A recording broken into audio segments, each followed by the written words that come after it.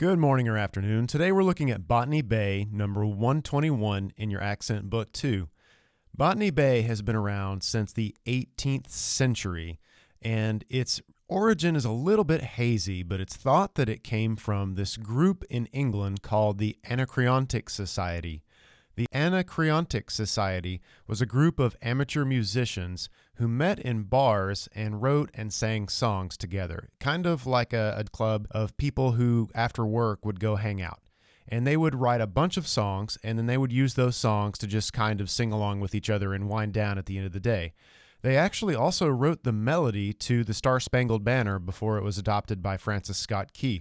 Botany Bay, the place itself, was also the designated settlement for convicts who were deported from England to Australia. So sometimes convicts in the UK were deported for 7 years as an alternative to serving time in England itself, and they would offload onto Botany Bay. So it's thought that this is kind of where the modern idea of the Botany Bay song came from. So anyway, let's jump into the melody here. We're going to look first at the clarinet part because the clarinet part jumps all over the place.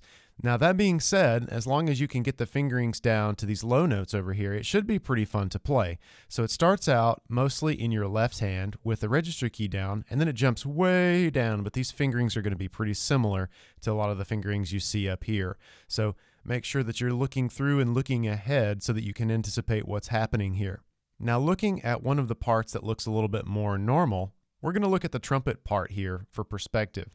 So this is in 3/4 time. It's in the key of concert B flat, so it's based on the notes of our concert B flat scale.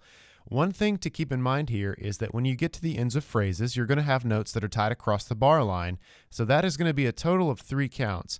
This melody is not going to sound right or predictable to you. So you're going to have to make sure that you count vigorously here and make sure that you tap your foot as well. And that same thing's going to happen here. You've got a dotted half note that's tied to a quarter note, and that's going to be a total of 4 counts.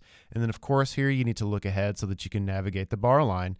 And that same kind of feeling is going to carry out through the end of this piece. And of course at the end you have a half note tied to a quarter note. That's going to be a total of 4 counts. Make sure you release that on count 2 of the last measure.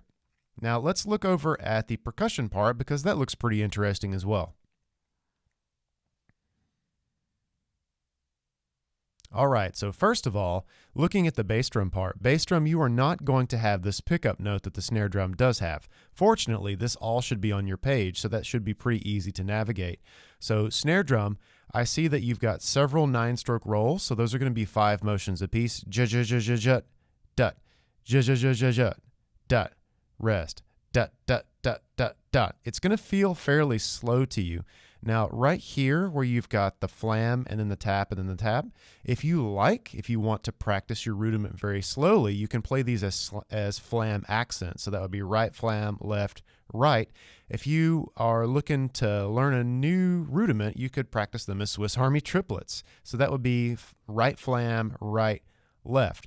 Or if you just want to just play it whatever feels comfortable, that's fine as well, because this will be fairly slow for you. So that is Botany Bay. I hope that you have fun playing this one. Please make sure you count because the melody is not predictable.